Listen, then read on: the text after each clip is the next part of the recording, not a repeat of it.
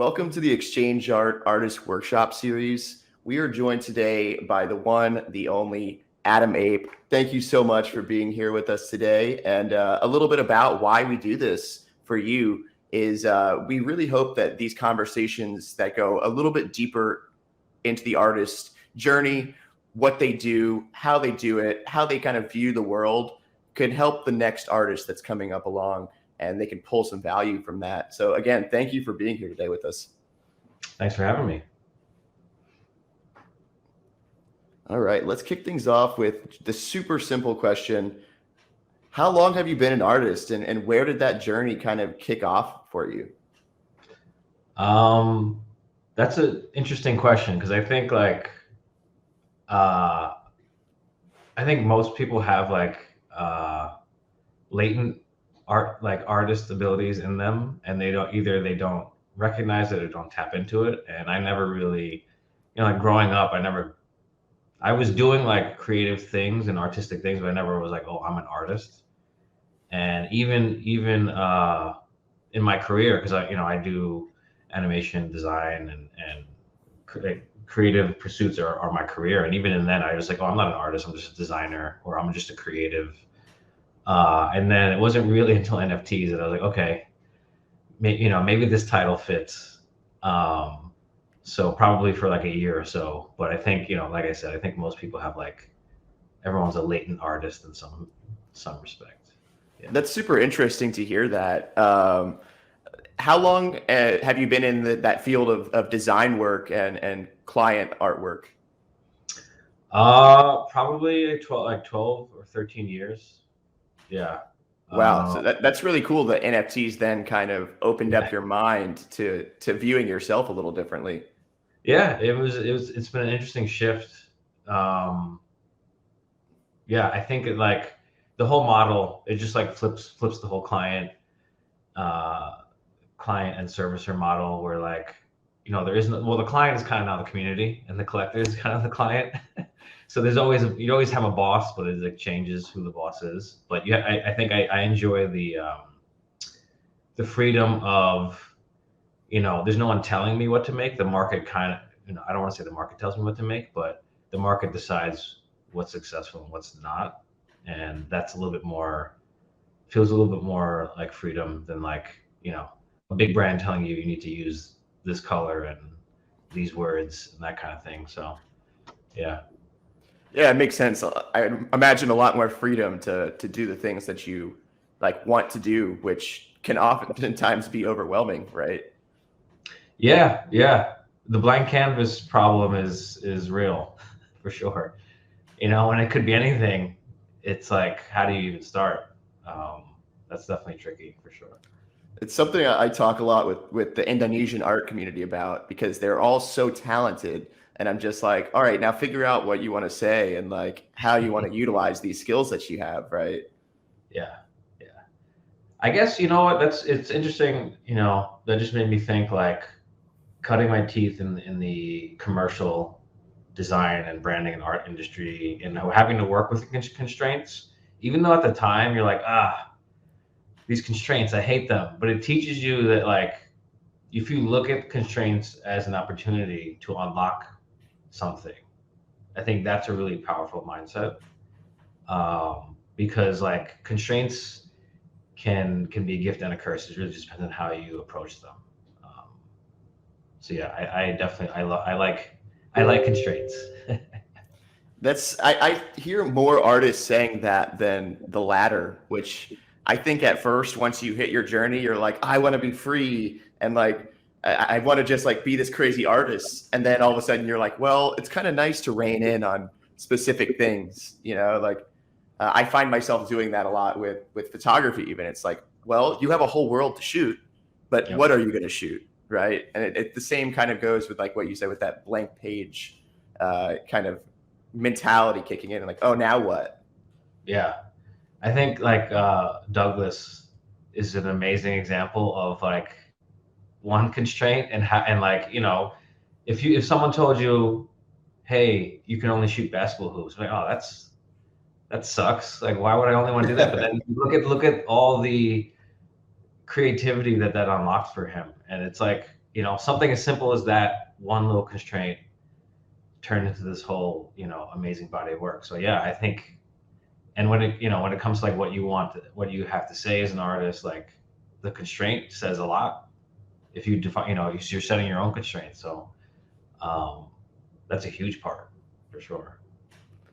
Do you feel like your experience in that world of design has given you a unique vantage or kind of uh, a place of knowing a little bit more in Web3? When you say knowing more, what do you mean? Just like about process or like?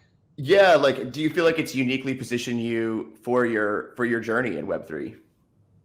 I think so. You know, it's taught me work ethic, right? Like I've spent many nights, late nights and long and weekends working on projects that, you know, made someone else money. So I've been through uh, all of this creative scenarios, working at big companies, working at small companies, agencies, direct to brand. I think like that experience definitely uh, helped prepare me for, you know, working independently and you know, understanding branding, my own branding, marketing, all that stuff. I was able to, even if it was subconscious, you know, understanding that, having that experience helped me, I think, create my own platform and brand here. Yeah.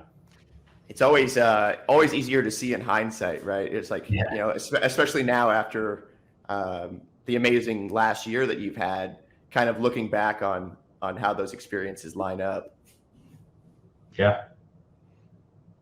What are three tips that you would give to a 3D artist that is entering the NFT space?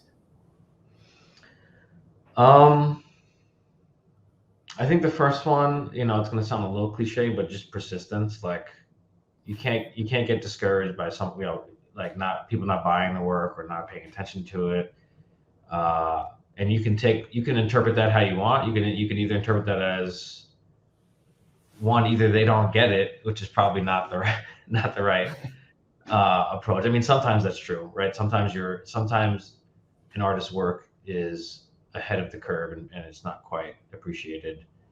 You can look at it like that, or you can look at it like maybe there's something I need to change. So I think like not giving up when things don't go how you want. I know you know, it's easy to get frustrated, especially in like a bear market where, you know, if you're not making any money, no one's paying attention to it. You're like, well, why am I here? Uh, you're here because you love to create, and you just keep doing that. And then I think eventually it'll pay off in some form. Um, Two would be buy other artists' work and talk to other artists.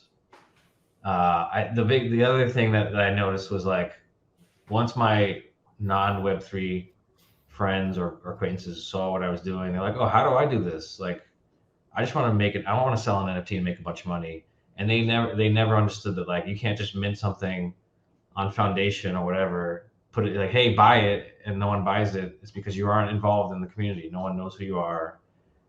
You know, you gotta put your money where your mouth is and participate. And then three, um, I don't know. Maybe those two feel like enough. there's like a That's there's fine a too. yeah. Yeah. No, I think those are really important, and it's so funny. We always say like get involved with the community, but you don't realize until you start actually getting involved deeper with the community how important it is. You know, whether it be getting that direct feedback from people who are interested in your art, whether it be just meeting the other players who are here, right? It's all just very important for everyone to figure out what the hell's going on in this crazy world of NFTs, right? Yeah. I could 100%. not imagine doing it alone, especially in the bear market. Like, Yeah. Yeah. It's tough, man. You know, when I first I understood. I think when I first started, I understood you need to know, you know, it's who you know, who you're talking with, and your network of people. But then also, it's like you can't do it by yourself. Meaning, like, are you going to start a Discord? Good luck trying to do that by yourself and do art and do like marketing. Like, you need help, and don't be afraid to ask for help because it's that's a lot. You know what I mean? There's a lot to track, and delegation, it can really help you. Yeah, I agree. I think that one of the biggest shifts is that now artists are completely their own businesses in so many ways. So Yeah. it's like, inspire people to want to help you along that path. And again, you don't have to have full-time employees, but you can give someone a piece of your art who loves your art, and guess what? They're probably going to want to work with you. Yeah, that's finding those people is the best way to support your business and your community. Is it's they would want to be there whether they were getting paid or not. Obviously, you want to compensate people for their time, but like those diehard supporters are they can make a break an artist for sure. Yeah. Absolutely. How do you look at building that community? How does that start for you, and kind of how did that process of you making yourself known as Adam Ape in the space happen? It was all pretty unplanned and organic. Like in the beginning, I was dabbling on ETH. I'm sure anyone who's followed me already knows like a little bit of my origin story, but DK, who was a classmate of mine at art school, showed me the ropes on ETH. I noticed ETH was really hard to get a name, much harder, still is, I think. It's much more crowded, it's world-class talent, so getting noticed is much trickier. And I had dabbled in Solana collecting the coin, and I noticed that there was like a new NFT scene, and that felt really exciting, and a place like to get in on the ground floor, and just kind of like, oh, let's see what happens here. And from collecting, right, I bought an SMB, I animated it, just put it on Twitter, and then that one thing led to today. In some respects, made that people like, ooh, can you do that for me? And then I noticed, I think another thing was, it was so early that not only was it easier to get noticed, I think today, the Solana space is much more filled with crazy talented people. So I'm kind of glad I started when I did. I have first mover advantage a little bit there, but I noticed there was a gap in the market of like, all right, there's no one doing animated pieces, and that's like one of my strengths. So what if I make these animated monkeys? I don't know. It was like, honestly, I wish I planned it out better, but it was just an organic thing where I was like, all right, let's try this as an experiment, and it just turned out really well. And I kind of like, I love the metaphor of like, you're building the plane as you're flying it, kind of thing. And that's kind of, I learned along the way, made mistakes, recognized who in the community was a positive influence, right? Like curating your collectors, curating your community is a big piece. And just over the course of the year was like, okay, this person, I want to have this person be more engaged in my community. I think they add some things. This person, maybe not so much. It's something you just have to like see over time. At least that's how I did it.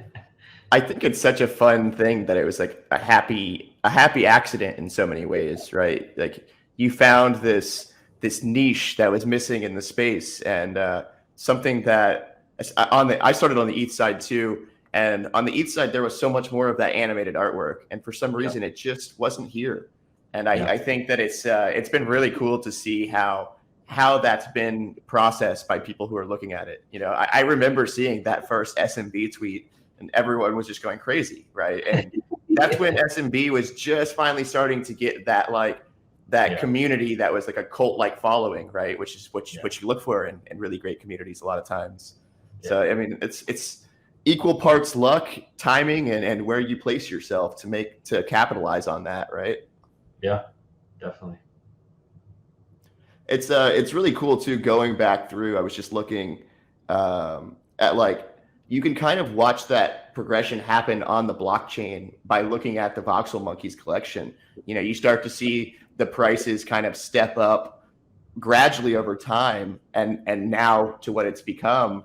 And I think that's really cool. You actually get to see like the progress of what you did in the space. Yeah. Yeah, the Voxel Monkey number one wasn't even animated. It's although it's one of my favorites. It's an MF Doom monkey, and I think at the time I was like, okay, this is a lot of work. Maybe I don't need to make them all animated. And then the community was like, no, you should. It's makes it special. So I was like, all right, fine, I'll do it.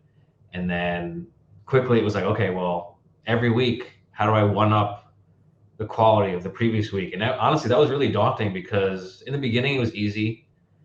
But I would say halfway through, I was like, holy crap, man, I don't know how I'm gonna like outdo these last ones. Um, but I mean, not to say that one was better than the other, but I think it's the culture references that I use, and the characters. Like I think it's very varied and subjective, and people identify with one character and maybe not with another, and that's interesting and cool too.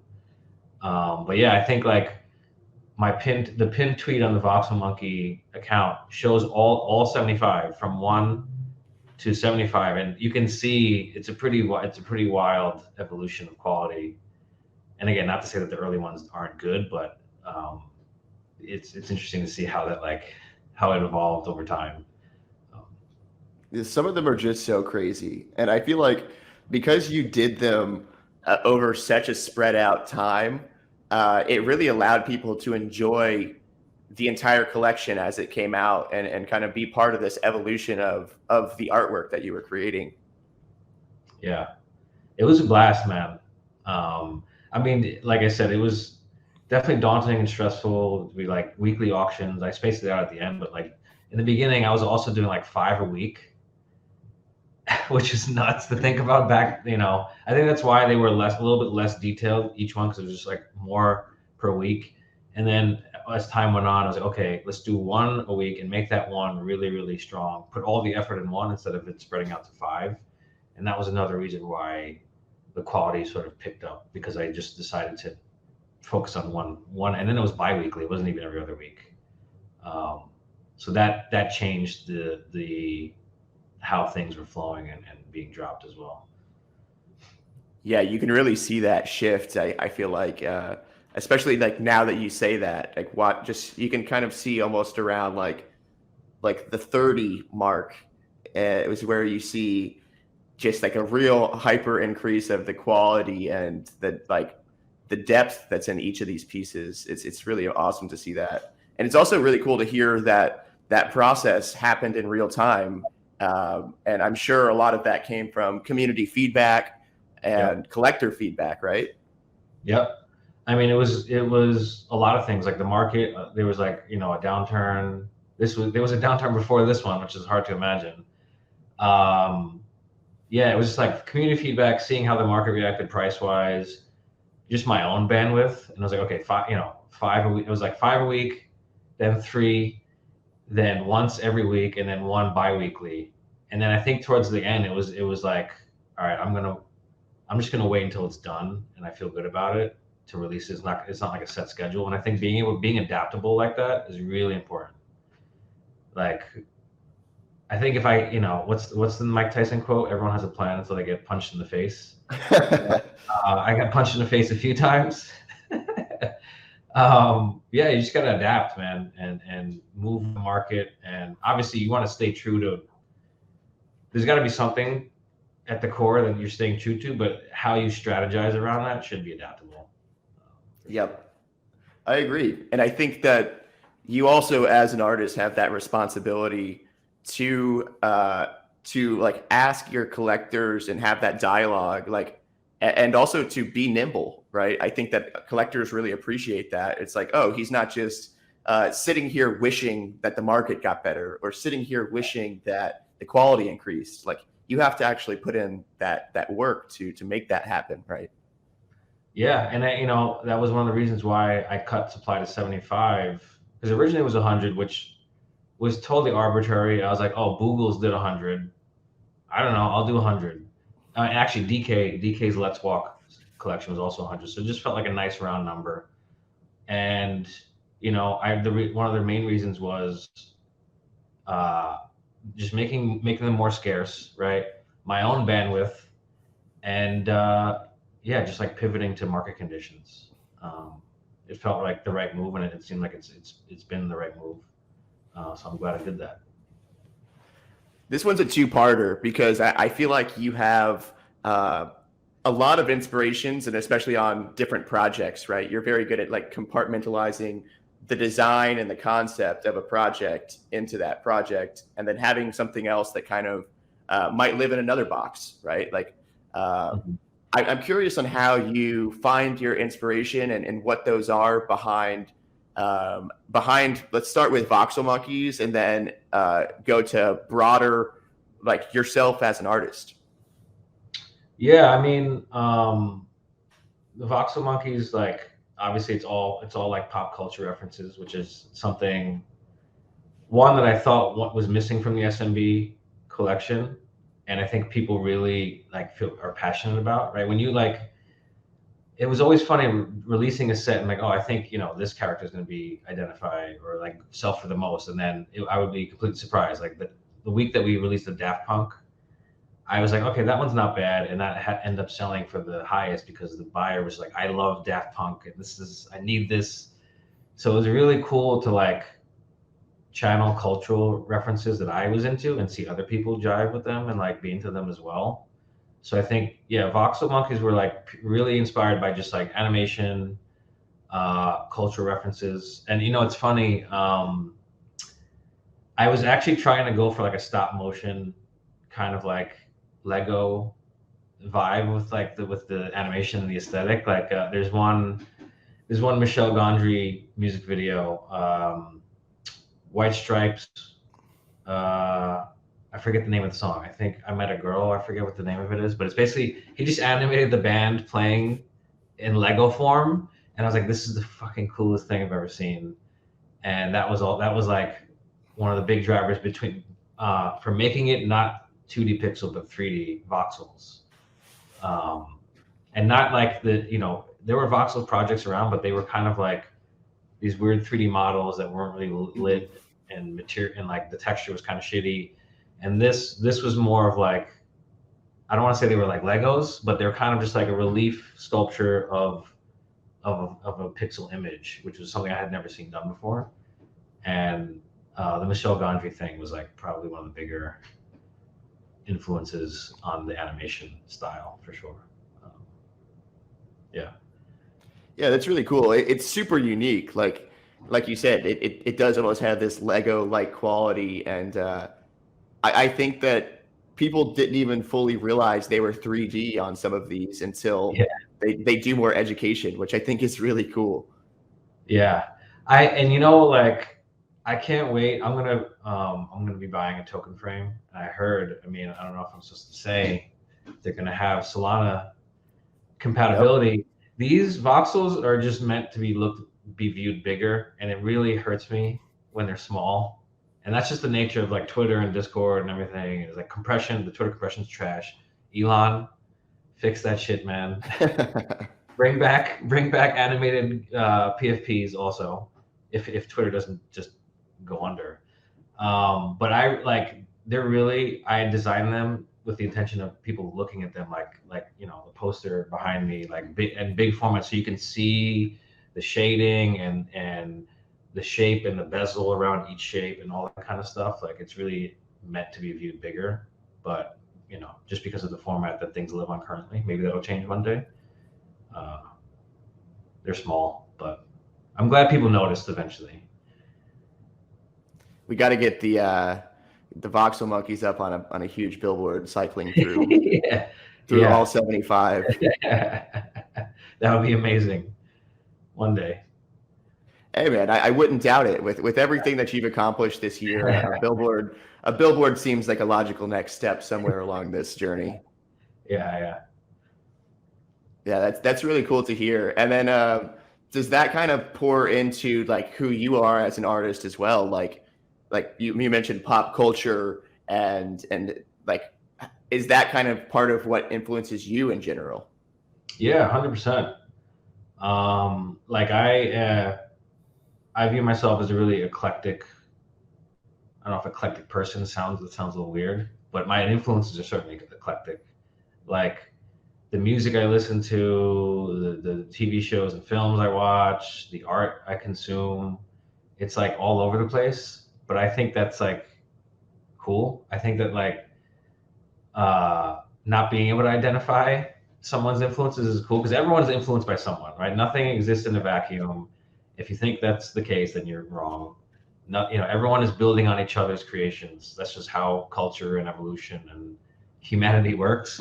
But it's cool when you're like, you can like have these obscure things, or you take a really recognizable thing and then you mix it in with an obscure thing, and it just creates something unique and new. So yeah, I think, I don't know if I have ADD, maybe I do. Which is why I take all these influences. I like doing projects that are different aesthetically.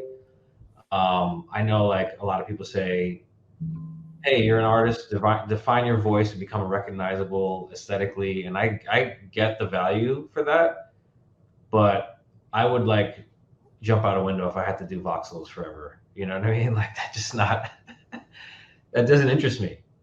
I think I want my recognizable voice or recognizable element to be the approach that I take and the influences that I pull from, not the aesthetic per se, right? I think it's like for my work, it's going to be animated. It's going to, it'll have probably audio visual components, but the approach and the tone, and I think that is what unifies it, not necessarily like, oh, he did pixel 3D, whatever. Like I love trying and experimenting with all kinds of stuff. So hope that makes sense.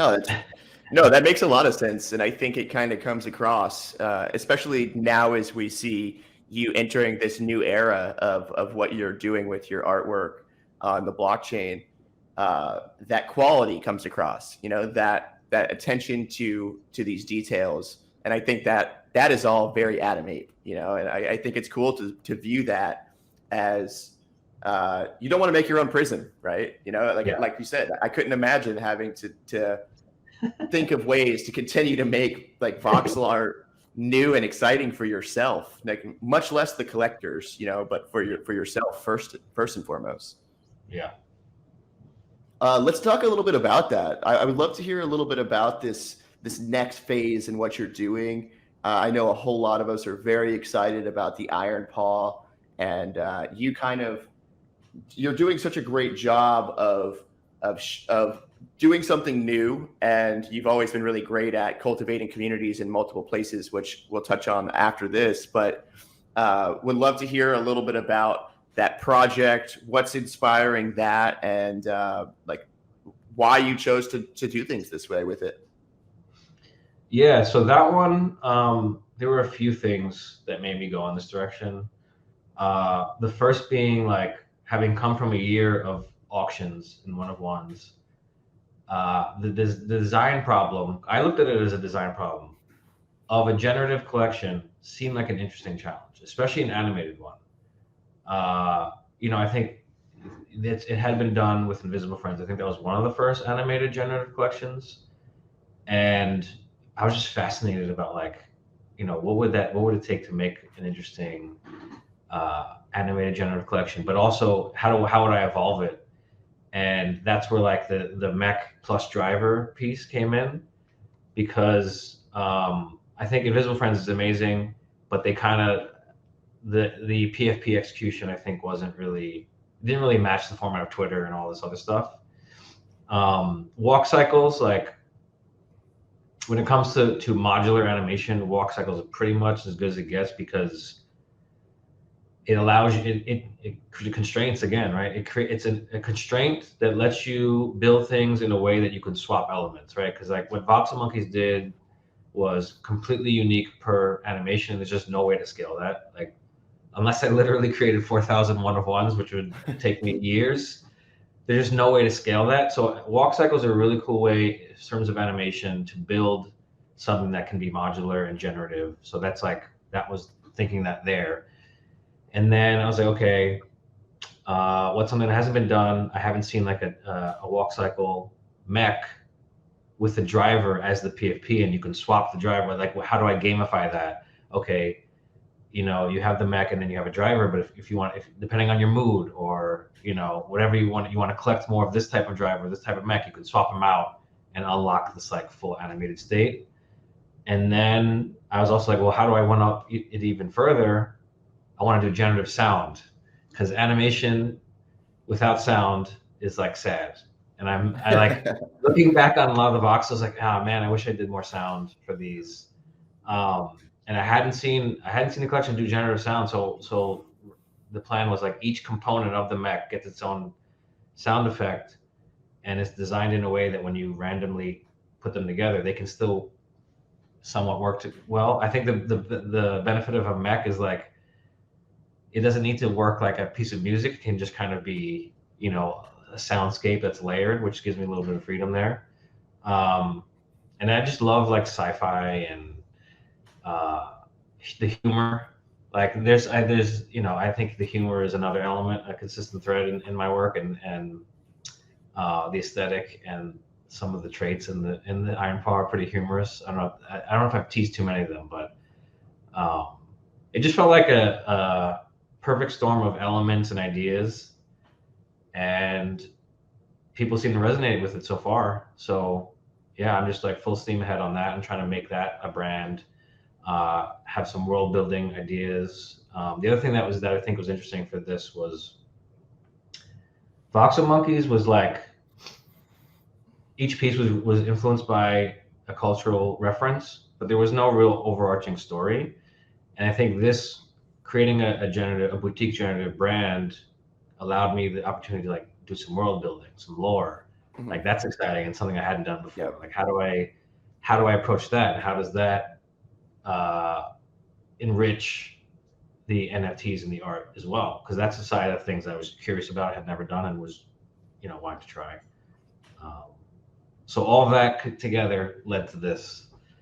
No, that's really cool. I think that you, I'm most excited about you getting to explore this world building, right? Because that's one of the most powerful things about creating your own larger collection, right? It's like you have to almost create like a whole world around where these people came from, why are they here, you know, why are they in a robot, a mech suit, you know, like all of these different things that you get to then tell the people who are collecting and watching what's going on. So I can imagine that to be a very fun process. Yeah, and it's like I haven't fully fleshed it out, but the core idea is like it's kind of a play on the whole PFP animal thing, where it's like animals have taken over, have beaten humanity. They've used the mech technology to fast forward their evolution and basically just like kill all the humans. And it's funny if you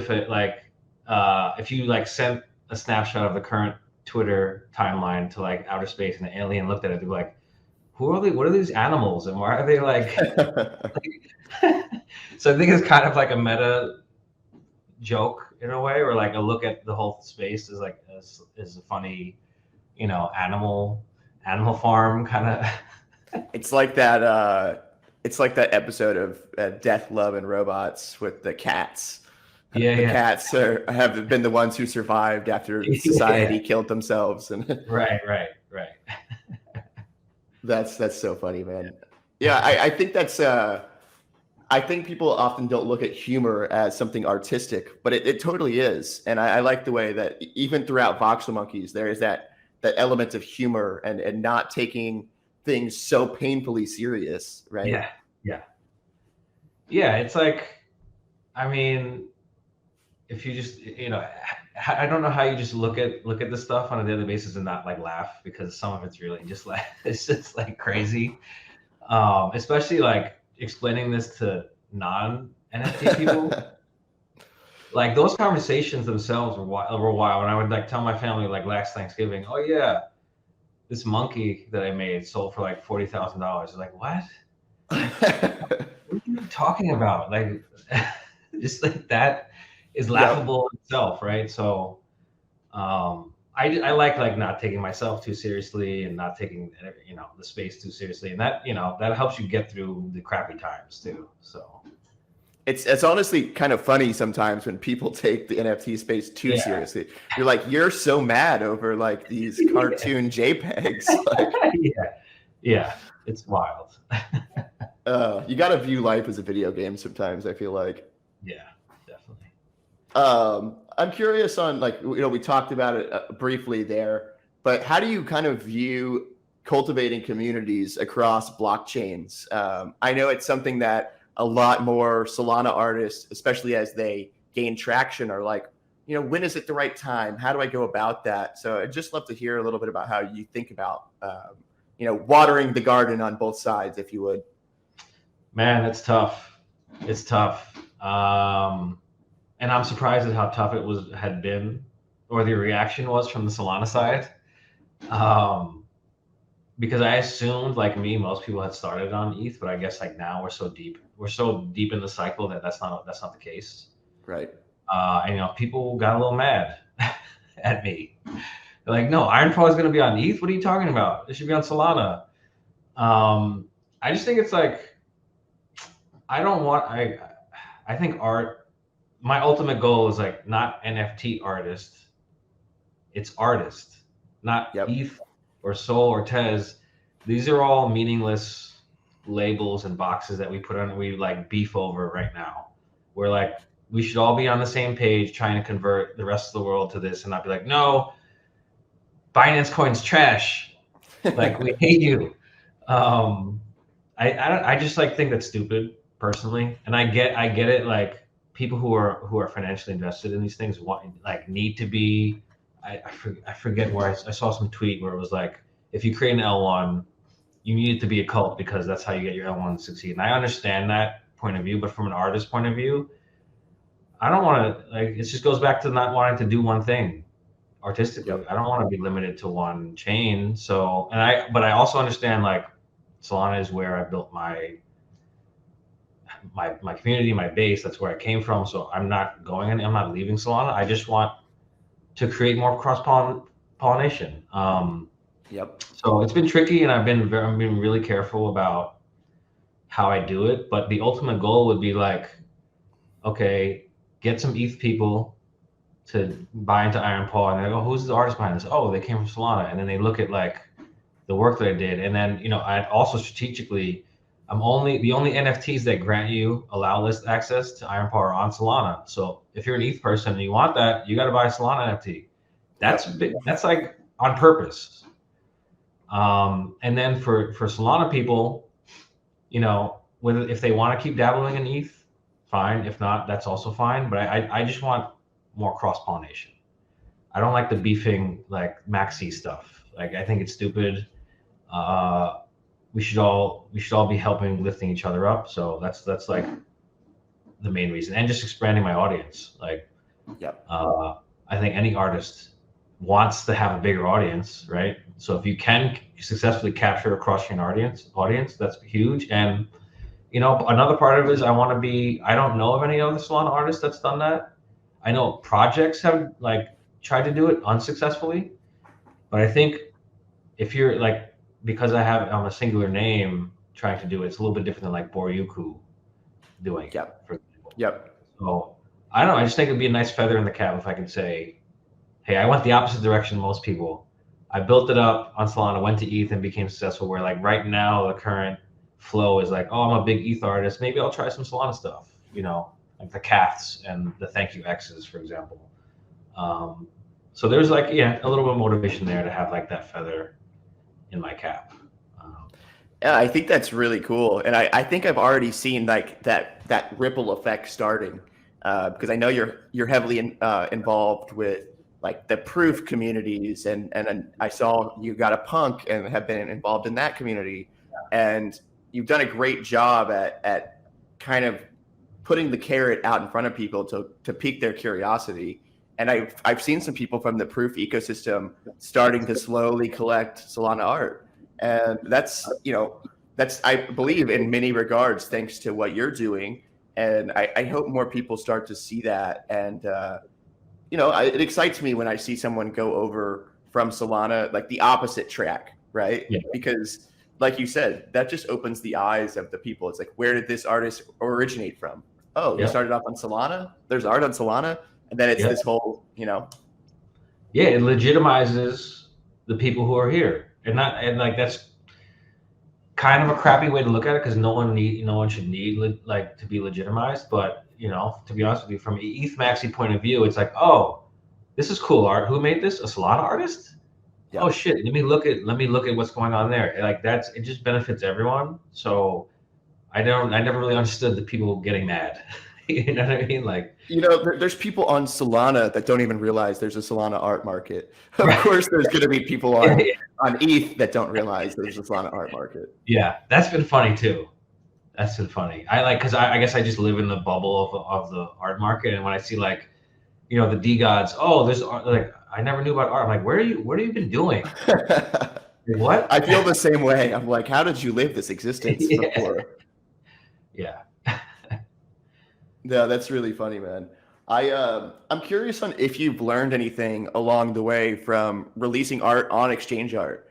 I think it's pretty cool that you started off on Solana and then have been a huge advocate and helped push us along as a company for further developing tools, etc. Like, you've been great at giving us feedback, but I'm curious if you've learned anything along the way from those releases. Yeah, I mean, so it taught me that like, cultivating a relationship with a platform is important. Whether it's curation or promotion and all these kinds of things, those are important. Getting your work in front of the right people and who helps you do that.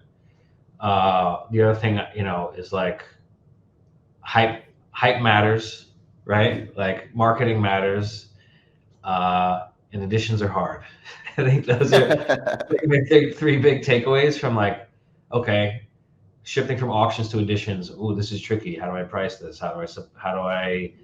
What's the supply going to be? Right? Like all these dynamics. And I've asked people on the exchange side advice on how to do those things. And they have the point of view of being able to get data points. And, another thing that matters is like price history, right? Like OTC, the bummer of OTC sales is they don't show up as volume.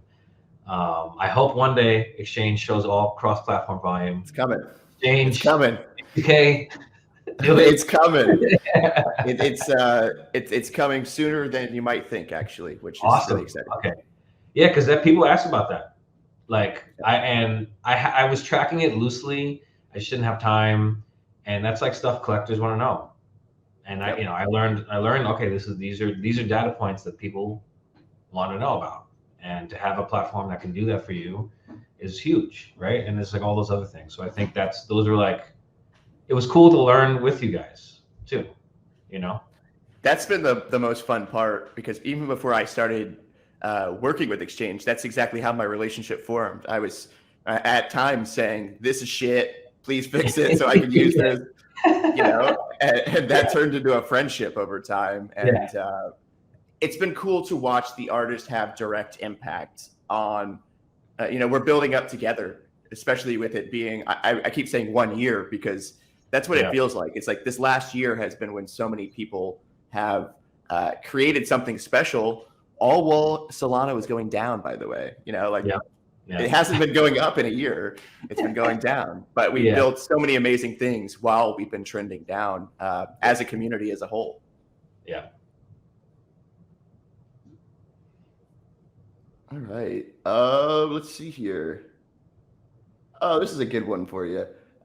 We've touched on a few of these questions that I have just through conversation, so I don't want to like go back to them.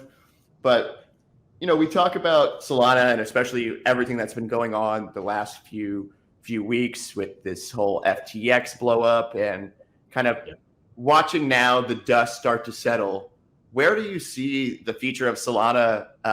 Let's start with minus these events, right? Like, and now going forward in this post FTX future that we have now.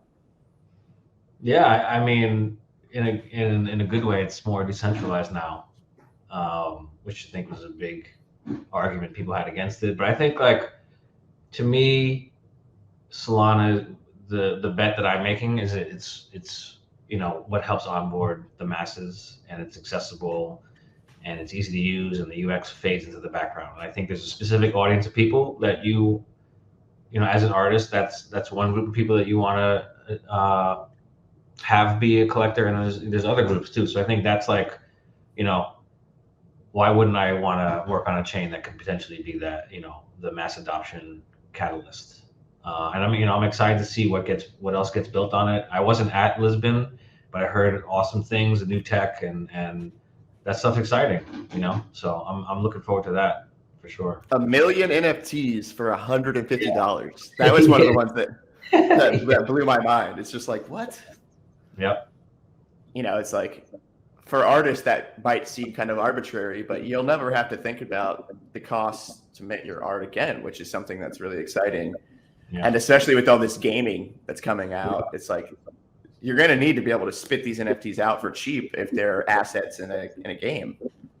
Yep. And,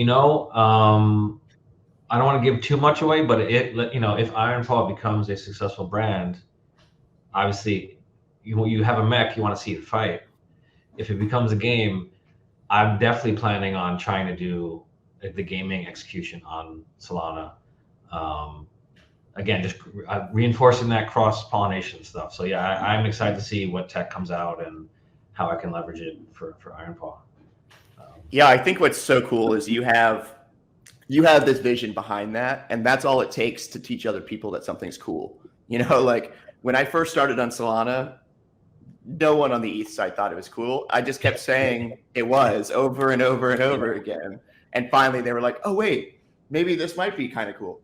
So I think that you doing that as the leader that you've become, and especially with the leader of your own community that you're crafting, I think you're showing people that like, it's one thing to just say something with a tweet like, oh, I'm doing this on ETH, but then to start to tell them why, and to be like, this is going to help this ecosystem that we want to build.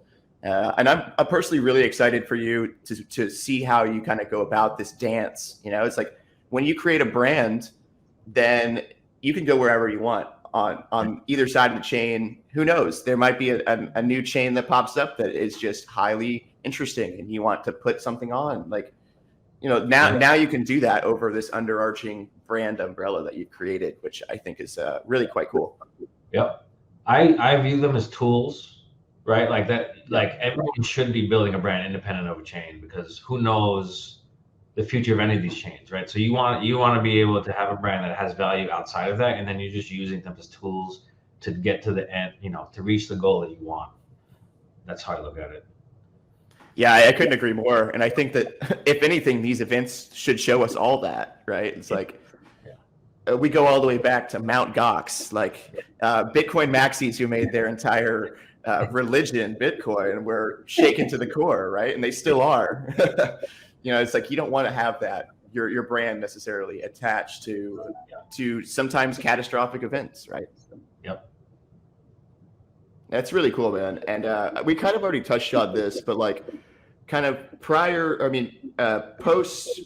It's funny to say post because I don't think Iron Paw is ever going to be done, right? It's just, but where do you want to push yourself next, both creatively and also from like a community basis?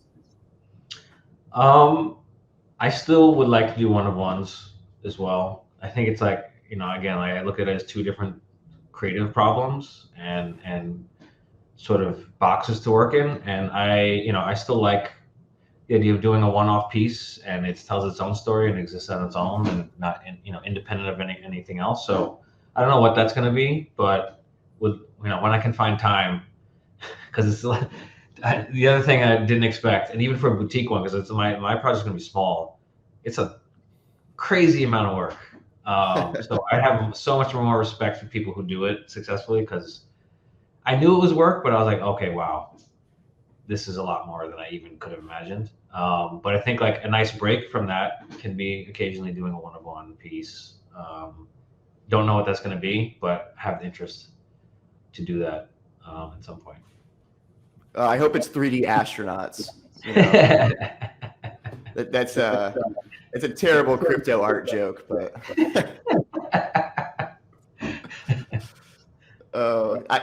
that's why I really appreciated like watching your growth so far too, because you didn't try to go into 3D art in this space as anything else. I feel like with we didn't see this on the Solana side, but like for those listening, ETH blew up with all of this like I don't want to say low quality, but a lot of low quality 3D artwork, and that was like the first artwork that people were exposed to, was like this kind of low effort 3D. So to kind of skip that phase, and especially thanks to people like you, it's like we're not really seeing that like everyone used the same source images, everyone used like these 3D models that are free to grab online. Like we're not seeing that culture on Solana. So I'm excited to see where this very young market of 3D art on Solana goes in the next year, 2, 3, 4, 5 years down the line, right? It gets me really excited. Yeah, 100%. Well, I really appreciate your time and for you just being here with us today, and of course just being a voice for the community as a whole, right? It takes a lot of courage to do the moves that you've done and to stand behind them and not try to retract things immediately, right? Like it's tough to be in that position. So I really commend you for trusting in your own vision, believing in yourself, and just showing us all it's possible, right? If you can pull it off, then who knows? Someone else down the line can as well. So Thank you for just doing that, man. I appreciate that, and thank you for having me, man. This has been an awesome conversation. It was a lot of fun. I usually, I'm an introvert, so usually these things make me nervous and uncomfortable, but this is actually really great. You can only be so, that's just why I have long hair. You can only be so nervous when there's a long hair talking to you. It's like, it's not that serious. Yeah. No, I really appreciate you. And like I said, the kind of the intent here is for people to be able to pull something out of your journey, how you view things, a little bit deeper than a Twitter space can. Yeah. And really then like hopefully find something that works for their path. And I've really enjoyed getting to do these and get to a little bit deeper knowledge of who these artists are. Yeah, man. I mean, that would be amazing for me. If anyone out there gets something that helps them from this, that's incredible. So hopefully that's the case. Well, thank you so much.